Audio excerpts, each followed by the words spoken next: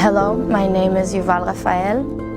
I'm a 23-year-old. I was at the Nova Music Festival with 4 other of my friends. We were 5 in total. In Hebrew, we say we were in orot, like we were in lights. We were very excited. One of my friends waited for that party for like 6 months. It's a very, very big production. We went to the Kanta, to our resting place. And that's when everything started.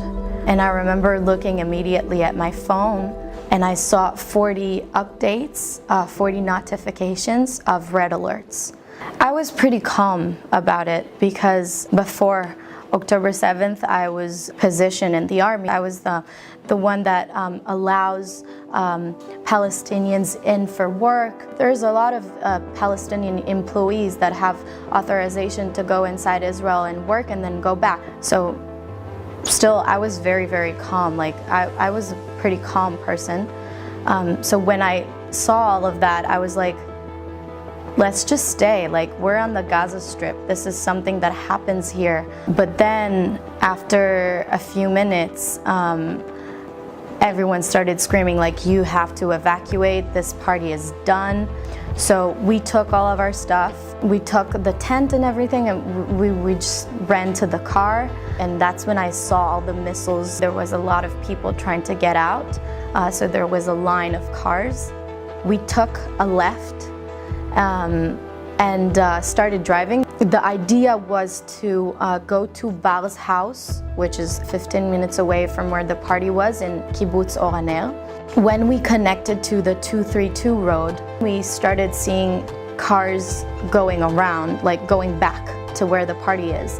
And we couldn't understand what was going on. So we asked someone to stop the car. He opened the window and we asked him what is going on. And they were saying that there is probably a terrorist on the road shooting cars. Obviously, we were not taking any chances, and Adar, the one driving the car, she remembered we saw 2 bomb shelters on both sides of the roads. She decided she wanted to go inside the bomb shelter. So we turned around, we parked the car. There were tons of people there, outside the bomb shelter, inside the bomb shelter. When we went inside, I was constantly with my dad on the phone. And that's when we started hearing gunshots outside. And a lot of the people inside the bomb shelter, they started screaming, it's the military, it's fine. So I'm telling my dad, the military is here, they're handling the situation, it's fine. And then a few minutes later, they started screaming, we have a wounded person outside. And I just deliver everything to my dad back to the phone. Like, that's when the terrorists found us. They went inside the bomb shelter. First of all, they shot everyone that was in the pathway. And then they came inside and they started shooting everyone inside. I dropped my phone. And then what I remember is the pace of the gunshots. It was not like, it was boom, boom, boom, boom, boom, boom, boom. And then the shooting stopped, and because we were on the road, we could hear them going out, slamming the car door, and driving away. And so I looked to my friends, they were alive. And then I looked to my left to the girl that was holding my hand. She was lifeless and she was dead. Like her head was like this on my shoulder.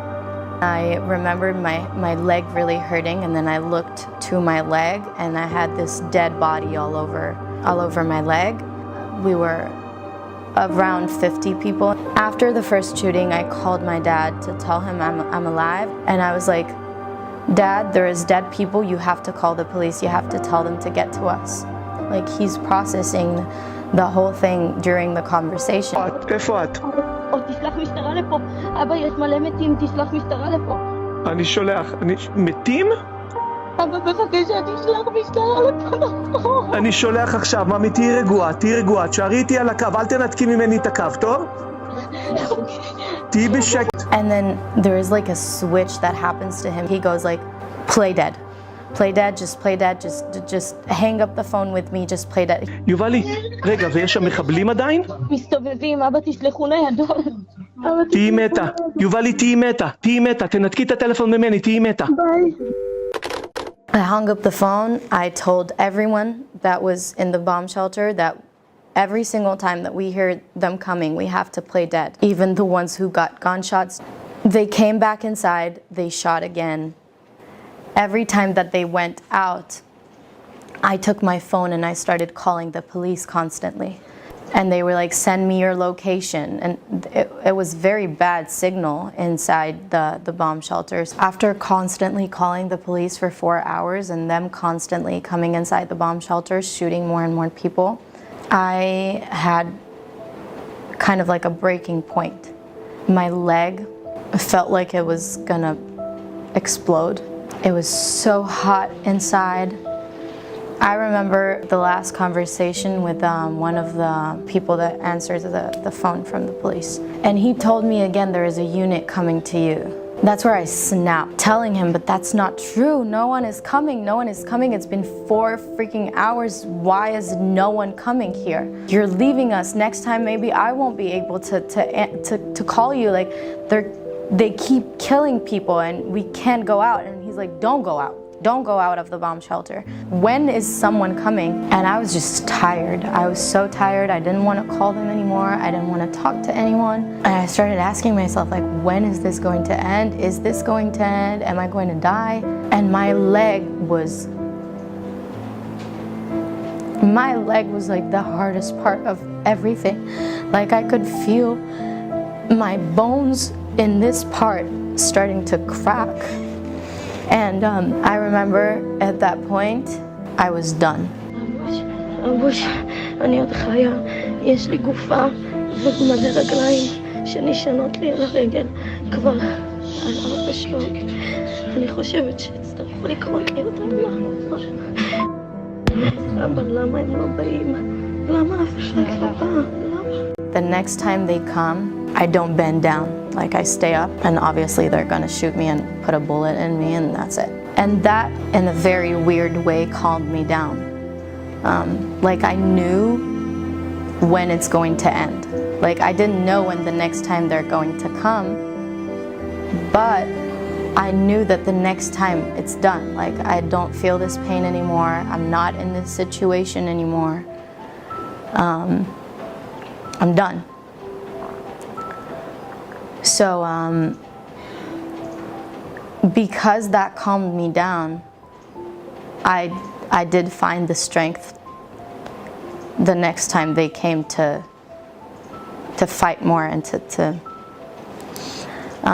hide again. Like, I didn't want my life to end there. So, after a few hours, at one point they started throwing grenades inside.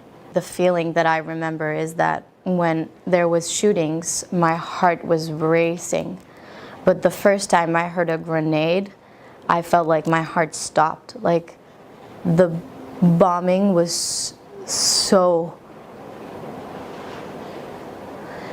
strong that I felt like a few people that were inside the bomb shelters with us is the Sassi family.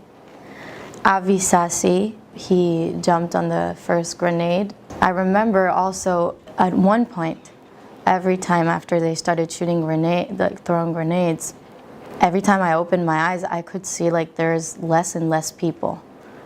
And I didn't understand what that was. I didn't think about it at that time. But now, like, it was because people exploded. And then, because a lot of us had our phones, I remember someone saying something about the internet is saying that the military is now handling the situation. That's when they started coming less frequently. So at that point I started like looking for my phone. I remember like twisting a little bit to this side and I could see my phone on the back of the dead body or something, somewhere between around this area.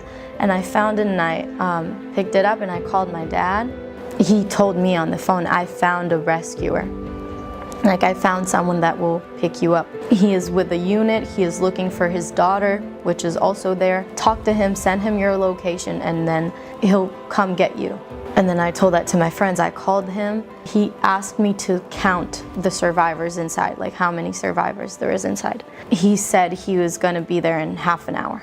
And then it hasn't been half an hour, but someone started screaming like, is there anyone here that needs rescue? Anyone here that needs rescue? And I remember like really panicking because I imagined the way we're gonna be rescued so many times, and not for 1 second I thought like one person is gonna scream outside, does anyone needs rescue?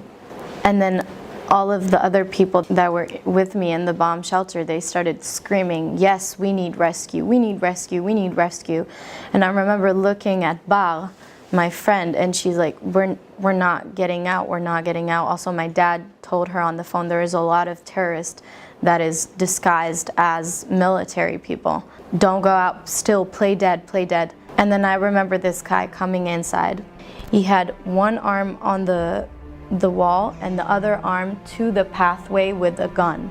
And he started screaming at us, get up, get up, get up. And then at one point he said, Nitzan, it's dad. And then we looked around to see who is Nitzan. And I saw that she actually got up. So we understood that this was her dad and this was a rescue. We are actually getting rescued now. And so everyone started getting up, like all of a sudden everyone. But I couldn't get up because I had the dead body on my leg. So when Adar, my friend, got up, I looked at her and I was like, you have to take her out. And she looked at me like I wasn't even talking. She was just staring at me like this. The rescuer screamed at her, why are you just standing there? Come on. And then she went to him. And then I saw Ben that got up and I said, Ben, you have to take her out. And I did the same thing. And then he realized, and then he took her hand, he pulled her a little bit and he managed to move her. And that's when I went to go out of the bomb shelter. And I had to step on top of the dead bodies. I looked up and I saw daylight. And I saw a truck and I saw another truck next to that truck. And then I looked to the side when I completely got up and I saw 2 soldiers leading down with the guns. And then we drove away. He told us not to look outside. And then we were evacuated to the hospital. That's where I met my dad and my uncle and my sister.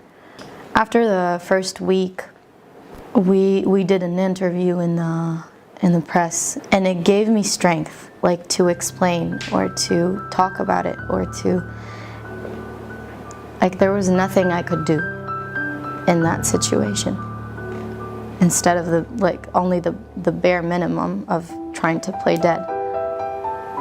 But now I feel like this is my way of fighting this. Like it gives me my strength back to explain and to talk about it and to tell people and to maybe make a change, hopefully, of people understanding what had happened.